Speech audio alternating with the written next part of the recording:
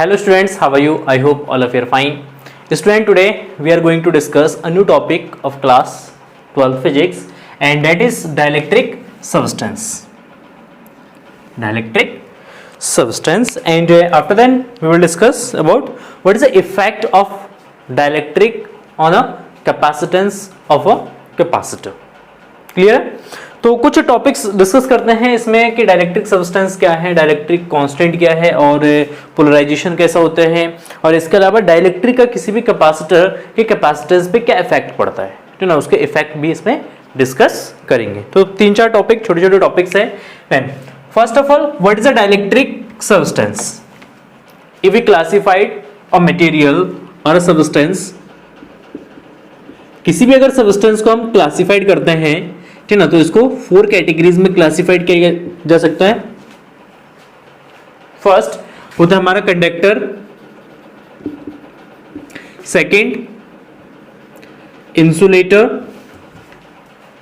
Third semiconductor,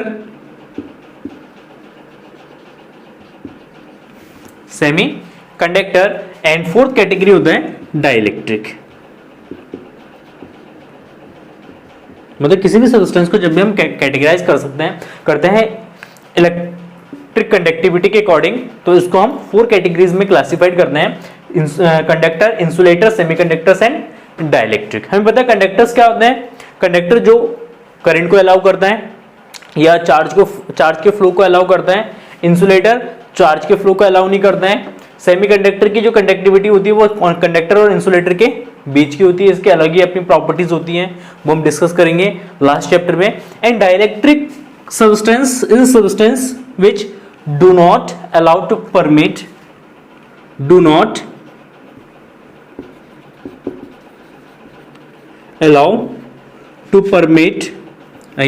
allow to flow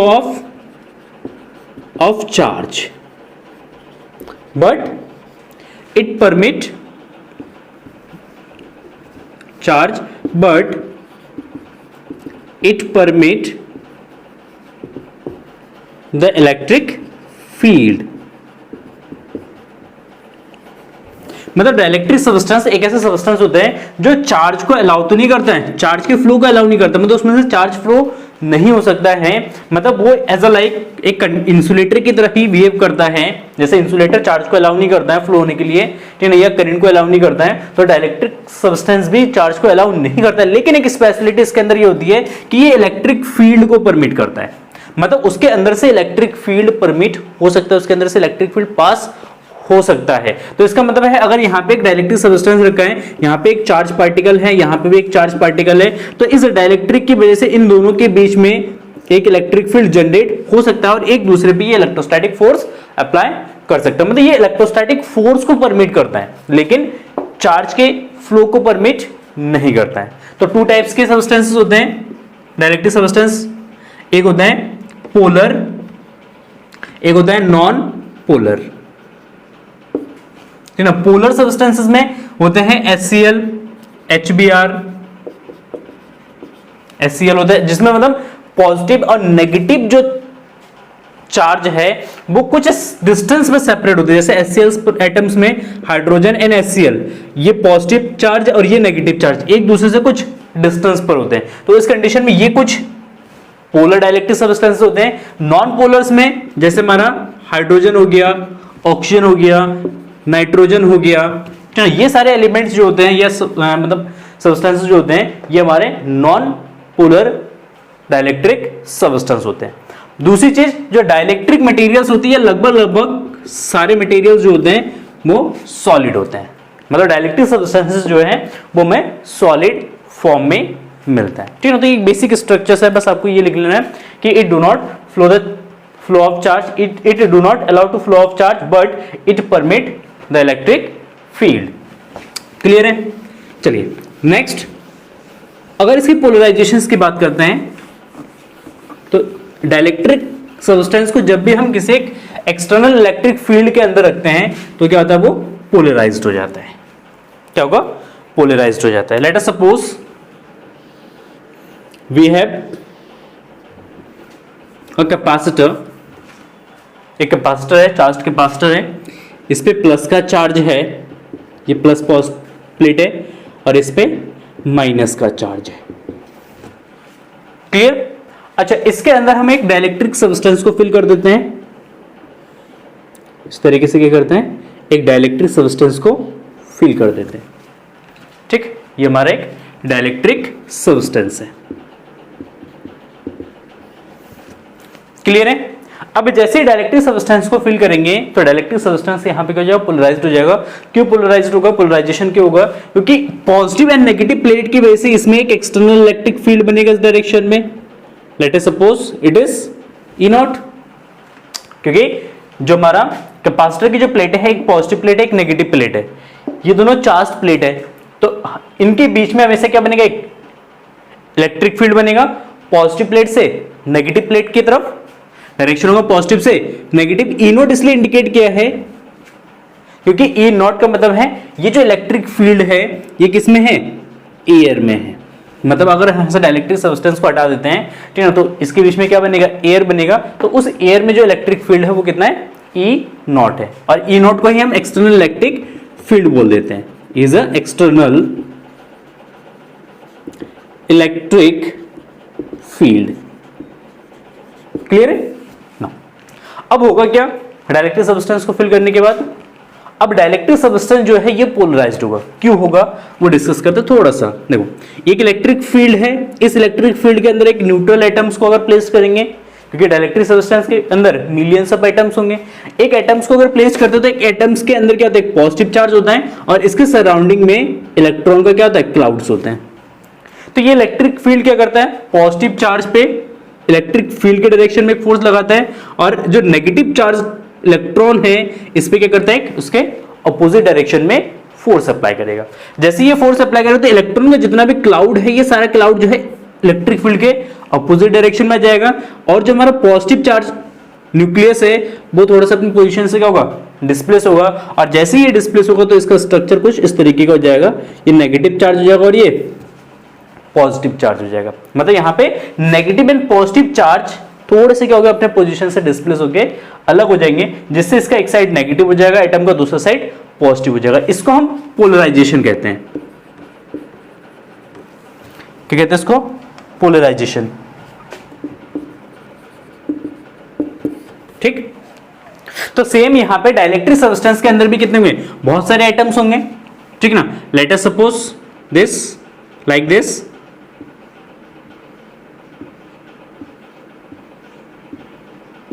इस तरीके के कुछ एटम्स ले लेते हैं। तो ये एटम्स जो है इस एक्सटर्नल इलेक्ट्रिक फील्ड के कारण ये वाला साइड इसका पॉजिटिव हो जाएगा, ये वाला साइड नेगेटिव, ये पॉजिटिव, ये negative, positive negative, positive negative, positive negative, positive negative, positive negative, positive negative, इस तरीके से ये पॉजिटिव नेगेटिव क्या जाएगा, अलग अलग हो जाएगा। तो देखेंगे तो ये वाला जो साइड है, ये वाला जो एज साइड है, इस साइड पे नेगेटिव चार्ज इंड्यूस हो जाएगा, इस वाले साइड पे पॉजिटिव चार्ज इंड्यूस होगा, और ये नेगेटिव पॉजिटिव एक दूसरे को क्या कर देंगे, कैंसिल आउट कर देंगे। तो इस तरीके से अगर हम डाइलेक्ट्रिक सब्सटेंस को देखते हैं इलेक्ट्रिक फील्ड के अंदर, तो डाइलेक्ट्रिक सब्सटेंस का जो एक साइड है, ये वाला साइड जो है ये पॉजिटिव हो जाता है, और ये वाला साइड जो है ये हमारा सॉरी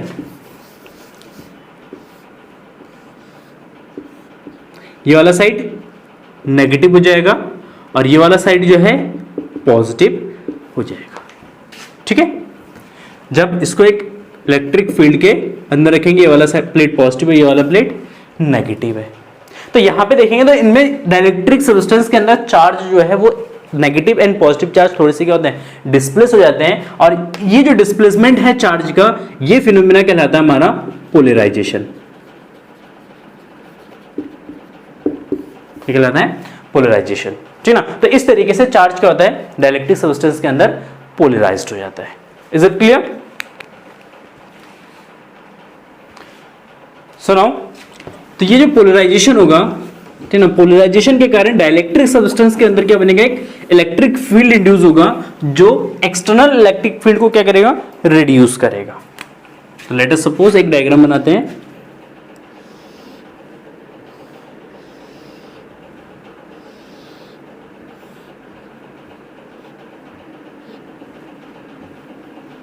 ये प्लेट पॉजिटिव ये वाला प्लेट नेगेटिव,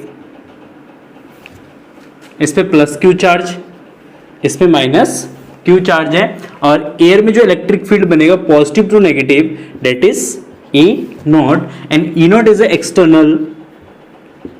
एक्सटर्नल फील्ड, इसको हम नाम दे देते हैं एक्सटर्नल फील्ड, ठीक ना। जैसे इसमें पोलराइजेशन होगा तो ये वाला साइड हमारा नेगेटिव हो जाएगा डाइलेक्ट्रिक सब्सटेंस का, ये वाला साइड जो है ये प्लस का हो जाएगा, मतलब इस साइड में चार्ज जो है पॉजिटिव चार्ज जाएगा, तो ये वाला साइड, इस साइड में जो चार्ज इंड्यूस होगा इसको हम कहेंगे induced charge, and let us suppose it is Q dash, and इस साइड में जो चार्ज इंड्यूस होगा positive, and that is positive Q dash, then positive Q dash and Q dash is induced charge, is it clear. तो इस charge को क्या कहेंगे हम, इंड्यूस्ड चार्ज कहेंगे, क्योंकि ये इंड्यूस्ड हो रहा है, ये हम प्रोड्यूस नहीं कर रहे हैं या हम इसको जनरेट नहीं कर रहे, ये इलेक्ट्रिक फील्ड के कारण क्या हो रहा है इसमें, इंड्यूस्ड हो रहा है बाय इंडक्शन, इसलिए ये जो चार्ज होगा ये हमारा इंड्यूस्ड चार्ज होगा, और इसी इंड्यूस्ड चार्ज के कारण इसके अंदर जो है इलेक्ट्रिक फील्ड बनेगा पॉजिटिव चार्ज तो नेगेटिव चार्ज डाइलेक्ट्रिक सब्सटेंस के अंदर, और जो इलेक्ट्रिक फील्ड बनेगा इसको हम कहेंगे induced electric field, and this induced electric field is generated by induced charge, is it clear? Now induced electric field, or we can say internal electric field and external electric field both are in opposite direction, show the net electric field E external minus E internal, कितना जाएगा, E net electric field हो जाएगा E internal minus external minus internal और E induced, ठीक है, दोनों opposite direction में है तो क्या जाएगा, सब्ट्रैक्शन हो जाएगा। अब यहां पे देखेंगे तो नेट इलेक्ट्रिक फील्ड जो है वो क्या रहा है हमारा, डिक्रीज हो रहा है, क्योंकि पहले इंटरनल जो एक्सटर्नल इलेक्ट्रिक फील्ड था वो E नॉट था, मैक्सिमम था, अब जैसे डाइलेक्ट्रिक सब्सटेंस को फील करा तो एक इलेक्ट्रिक फील्ड इंड्यूस हुआ जो एक्सटर्नल इलेक्ट्रिक फील्ड के अपोजिट डायरेक्शन में है, जिसके कारण नेट जो इलेक्ट्रिक फील्ड है डायरेक्ट ये कैपेसिटर के प्लेटों के बीच में, ये electric field net electric field क्या हो जाएगा, यहाँ पे रिड्यूस हो जाएगा। जैसे ये रिड्यूस हो जाएगा तो उसका इफेक्ट देखते हैं क्या पड़ेगा, ठीक है। तो let us suppose K is a dielectric constant, K is a dielectric constant, dielectric constant of this material. अब what is a dielectric constant, dielectric constant का मतलब क्या है, डाइलेक्ट्रिक कांस्टेंट का मतलब है कि देखो अगर पहले इसमें इलेक्ट्रिक फील्ड E नॉट था, कितना था, E नॉट, एयर में, किसमें, एयर में ना, तो E naught is equal to कितना, sigma by epsilon naught, and that is equal to Q by A epsilon naught. अब जैसे इसके अंदर हमने एक डाइलेक्ट्रिक सब्सटेंस फिल किया जिसका डाइलेक्ट्रिक कांस्टेंट K है, देन जो E नेट इलेक्ट्रिक फील्ड हो जाएगा, E नेट इलेक्ट्रिक फील्ड हो जाएगा sigma by K epsilon naught, K times क्या हो जाएगा उसका इलेक्ट्रिक फील्ड रिड्यूस हो जाएगा, and that is equal to Q by A epsilon naught, sorry K। Then इन दोनों इक्वेशंस को अगर डिवाइड करेंगे तो K इज इक्वल टू हो जाएगा E naught by E net, E naught by E net, हाँ सही है, ठीक है। तो K is equal to E naught by E net. इसका मतलब क्या है, इसका मतलब है कि जो डाइलेक्ट्रिक सब्सटेंस है, जो डाइलेक्ट्रिक सब्सटेंस जो है वो नेट इलेक्ट्रिक फील्ड को क्या कर रहा है, रिड्यूस कर रहा है। तो डाइलेक्ट्रिक कांस्टेंट का मतलब है कि कोई भी डाइलेक्ट्रिक सब्सटेंस किसी भी इलेक्ट्रिक फील्ड को कितना गुना कम कर सकता है। K का मतलब हो गया, डाइलेक्ट्रिक कांस्टेंट का मतलब है कि कोई भी डाइलेक्ट्रिक सब्सटेंस पदार्थ जो है वो इलेक्ट्रिक फील्ड, जो एक्सटर्नल इलेक्ट्रिक फील्ड है, उस एक्सटर्नल इलेक्ट्रिक फील्ड को कितना गुना कम कर सकते हैं। तो हम कह सकते हैं कि जो डाइलेक्ट्रिक कांस्टेंट है ये मेजरमेंट बताता है कि जो हमारा डाइलेक्ट्रिक सब्सटेंस है वो इलेक्ट्रिक फील्ड के लिए कितना रेजिस्टेंस क्रिएट कर रहा है। तो एक चीज हम यहाँ पे ये भी कह सकते हैं कि जो डाइलेक्ट्रिक सब्सटेंस होता है वो इलेक्ट्रिक फील्ड के लिए क्या करता है, एक रेजिस्टेंस क्रिएट करता है, वो उसको कम करने की कोशिश करता है। देखो यहाँ पे नेट इलेक्ट्रिक फील्ड को क्या कर रहा है, वो कम कर रहा है ना। तो डाइलेक्ट्रिक सब्सटेंस क्या करता है, इलेक्ट्रिक फील्ड को कम करने की कोशिश करता है। तो डाइलेक्ट्रिक कांस्टेंट उसी का मेजरमेंट बताता है कि कोई भी सब्सटेंस डाइलेक्ट्रिक कोई भी सब्सटेंस एक्सटर्नल इलेक्ट्रिक फील्ड को कितना गुना कम करता है। ठीक है, क्लियर है। डाइलेक्ट्रिक कांस्टेंट का मींस ये समझ में आ गया। अब यहां पे हमें फाइंड आउट करना है कि इसमें इंड्यूस चार्ज कितना है। जो हमारा डाइलेक्ट्रिक सब्सटेंस पे चार्ज इंड्यूस हुआ, इसको किस तरीके से मेजर करेंगे, तो उसके लिए इक्वेशंस देखते हैं। Then E naught E net is equal to E naught minus E internal या E induced. Then E net is equal to we can write Q by A K A epsilon naught. A is the area of each plate. Now E naught is equal to Q by A epsilon naught minus E induced, मतलब जो induced electric field है वो कितना होगा, इसके अंदर ये हो जाएगा Q dash by A epsilon not, क्योंकि इसके अंदर जो इंड्यूस्ड इलेक्ट्रिक फील्ड है वो किसके वजह से इंड्यूस हो रहा है, Q डैश की वजह से। And Q dash is equal to E I is equal to Q dash by A epsilon naught. Then अगर इसका वैल्यू फाइंड आउट करेंगे तो Q dash by A epsilon naught is equal to, इसको उधर भेजेंगे, इसको उधर भेज देंगे, तो Q by A epsilon naught minus Q by K A epsilon naught. देखो इसमें से कॉमन क्या आ रहा है, Q by A epsilon not common आ रहा है, इसको कॉमन ले लेते हैं, तो जो 1 माइनस 1 बाय K, क्या बचेगा 1 minus 1 by K Q dash by A epsilon naught. तो यहां से A एप्सिलॉन नॉट से एप्सिलॉन नॉट कैंसिल हो जाएगा। Then Q dash is equal to Q by 1 minus 1 by K, 1 minus 1 by K। तो ये इंड्यूस्ड चार्ज के लिए फॉर्मूला हो जाएगा, it is induced charge on dielectric substance. Clear है। अगर हमें induced charge density find out करना है, ये भी नोट कर लेना। इंड्यूस्ड चार्ज डेंसिटी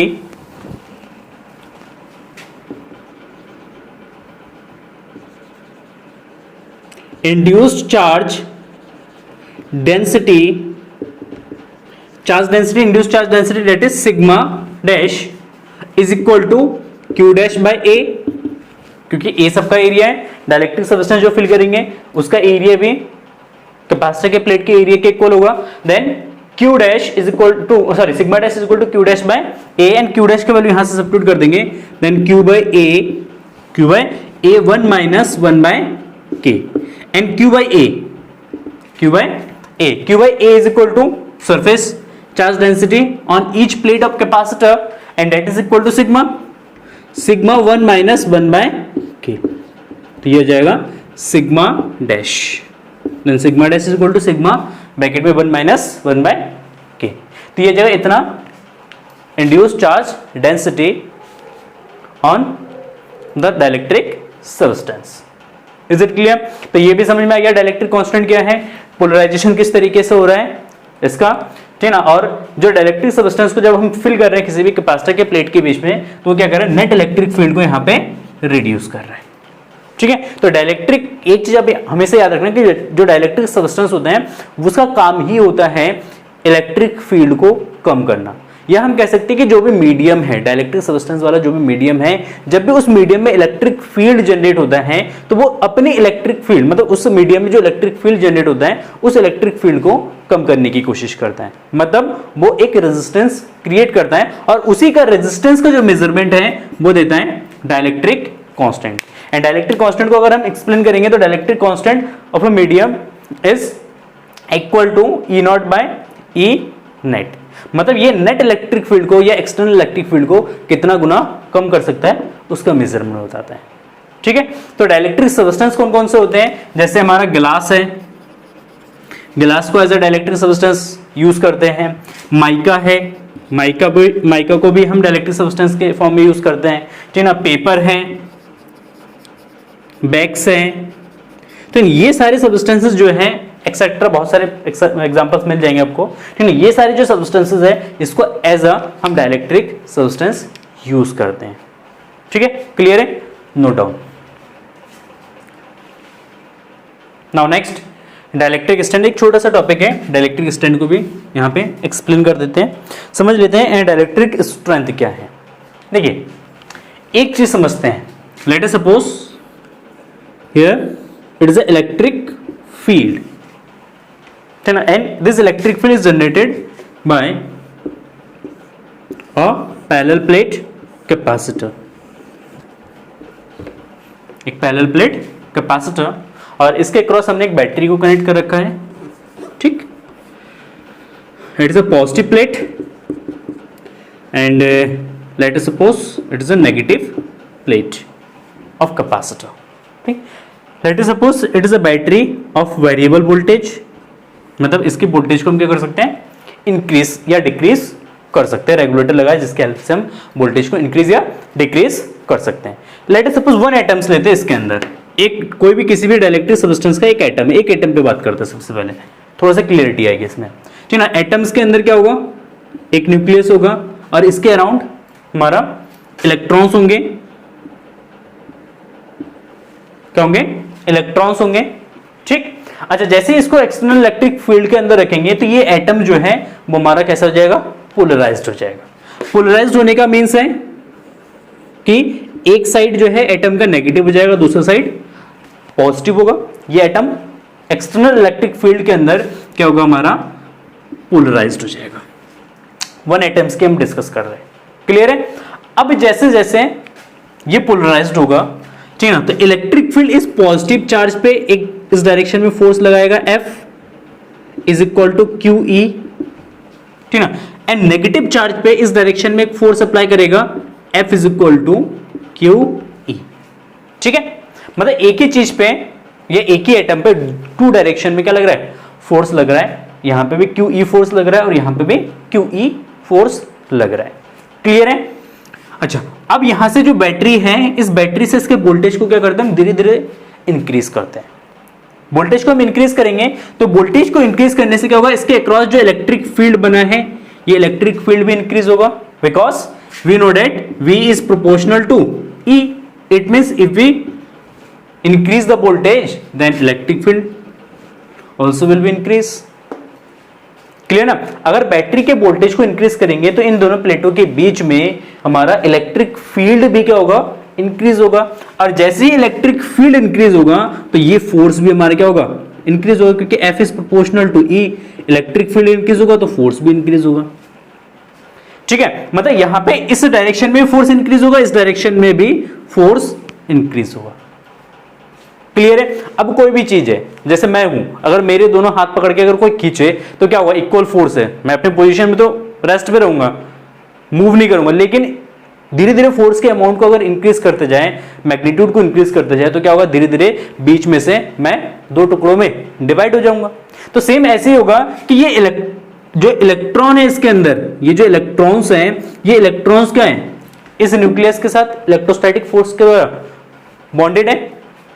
लेकिन जैसे जैसे हम फोर्स को इंक्रीज करते जाएंगे, इलेक्ट्रिक फील्ड को इंक्रीज करके, तो एक कंडीशन ऐसा आएगा कि इसमें से जो इलेक्ट्रॉन्स है वो निकल के बाहर आ जाएगा।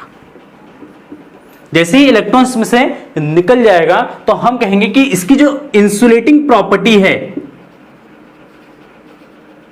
इंसुलेटिंग जो प्रॉपर्टी है, ये ब्रेक डाउन कर जाएगा। क्यों? क्योंकि जैसे इसमें से इसके एटम में से, डाइलेक्ट्रिक सब्सटेंस के एटम में से जैसे ही इलेक्ट्रॉन्स बाहर निकलेगा, वो इलेक्ट्रिसिटी को क्या करेगा, कंडक्ट करेगा, वो चार्ज को भी कंडक्ट कर सकता है, इट मींस उसमें से करंट फ्लो हो सकता है। क्यों? क्योंकि इसके अंदर बहुत सारे फ्री इलेक्ट्रॉन्स हो जाएंगे। तो इसका मतलब है कि इलेक्ट्रिक फील्ड को इंक्रीज करने से फोर्स इंक्रीज होगा, और फोर्स इंक्रीज होने से जो डाइलेक्ट्रिक सब्सटेंस का जो इंसुलेटिंग प्रॉपर्टी है, वो इंसुलेटिंग प्रॉपर्टी की जगह ब्रेक डाउन हो जाएगा। जैसे इसका इंसुलेटिंग प्रॉपर्टी ब्रेक डाउन होगा तो हम कहते हैं कि जो हमारा डाइलेक्ट्रिक सब्सटेंस है उसका ब्रेक डाउन हो गया। उसका क्या हो गया? ब्रेक डाउन हो गया, मतलब वो ब्रेक डाउन हो गया, ठीक ना। इसका मतलब जो डाइलेक्ट्रिक सब्सटेंस की अपनी जो स्पेशलिटी थी, अपनी जो प्रॉपर्टीज थी, वो अपनी प्रॉपर्टीज को खो देता है, वो उसकी प्रॉपर्टीज जो है यहां पे ब्रेक हो जाता है। तो इस चीज को हम कहेंगे dielectric substance has been break down, clear है। तो इस कंडीशन में maximum electric field, maximum electric मतलब इलेक्ट्रिक फील्ड का मैक्सिमम वह वैल्यू जिस वैल्यू तक डाइलेक्ट्रिक सब्सटेंस अपनी प्रॉपर्टी को बना के रख सकता है, इलेक्ट्रिक फील्ड का वह मैक्सिमम वैल्यू जिस पे डाइलेक्ट्रिक सब्सटेंस अपनी प्रॉपर्टीज को बना के रख सकता है, मतलब अपनी पहचान को बना के रख सकता है, उस मैक्सिमम इलेक्ट्रिक फील्ड को हम कहेंगे डाइलेक्ट्रिक स्ट्रेंथ। और मैक्सिमम इलेक्ट्रिक फील्ड की कंडीशन में यहां पे जो वोल्टेज हम अप्लाई करेंगे तो इसको हम कहेंगे ब्रेकडाउन वोल्टेज। मतलब इस बैटरी का मैक्सिमम इलेक्ट्रिक फील्ड की कंडीशन में इस बैटरी का जो वोल्टेज होगा वो हमारा होगा ब्रेकडाउन वोल्टेज। क्लियर है? इसका डेफिनेशन लिख देता हूं। So the now definition of dielectric strength is the maximum electric field that can be exist in a dielectric without causing the breakdown of its insulating property is called the dielectric strength of the material। मतलब electric field का maximum value जिस maximum value पे dielectric substance अपने insulating property को बना के रख सकता है, मतलब वो अपनी इंसुलेटिंग प्रॉपर्टी को ब्रेक डाउन ना करे। उससे पहले कंडीशन, ब्रेकडाउन से जस्ट है पहले वाला कंडीशन जहां पे उसकी इंसुलेटिंग प्रॉपर्टी उसके अंदर बने रह सकती है, तो उस कंडीशन में उस मैक्सिमम इलेक्ट्रिक फील्ड को हम कहेंगे डाइलेक्ट्रिक स्ट्रेंथ, किसी भी मटेरियल का डाइलेक्ट्रिक स्ट्रेंथ। जैसे dielectric strength for vacuum, vacuum के लिए डाइलेक्ट्रिक स्ट्रेंथ होता है इनफाइनाइट वोल्ट पर मीटर। वोल्ट पर मीटर मींस इलेक्ट्रिक फील्ड। ठीक ना? अगर हम पेपर की बात करते हैं तो पेपर का जो डाइलेक्ट्रिक कांस्टेंट होता है, पेपर सॉरी डाइलेक्ट्रिक स्ट्रेंथ जो होता है ये होता है 14 वोल्ट पर मीटर। ठीक ना? या जैसे अगर हम बात करते हैं इसकी माइका की, किसकी बात करते हैं? माइका का जो होता है डाइलेक्ट्रिक स्ट्रेंथ होता है 160 वोल्ट पर मीटर। ठीक है? मतलब माइका के अक्रॉस अगर हम 60 वोल्ट पर मीटर का अगर इलेक्ट्रिक फील्ड जनरेट करते हैं तो माइका जो है वो ब्रेकडाउन कर जाएगा। पेपर के अक्रॉस मतलब किसी कैपेसिटर के अंदर अगर हम क्या करते हैं, पेपर फिल करते थे डाइलेक्ट्रिक सब्सटेंस के फॉर्म में, और उसके अक्रॉस अगर हम 14 वोल्ट पर मीटर से ज्यादा का इलेक्ट्रिक फील्ड अगर जनरेट कर देते हैं तो पेपर भी ब्रेकडाउन हो जाएगा, और उस condition paper as a conductor की जैसा बिहेव करेगा। मतलब उसकी जो उसके अंदर जो इंसुलेटिंग प्रॉपर्टी है वो इंसुलेटिंग प्रॉपर्टी जो है कुछ टाइम के लिए, जब तक उसके अंदर इलेक्ट्रिक फील्ड है तब तक के लिए इंसुलेटिंग प्रॉपर्टी हो जाएगा, खत्म हो जाएगा। ठीक ना? आई होप क्लियर हो गया होगा कि what is a dielectric strength.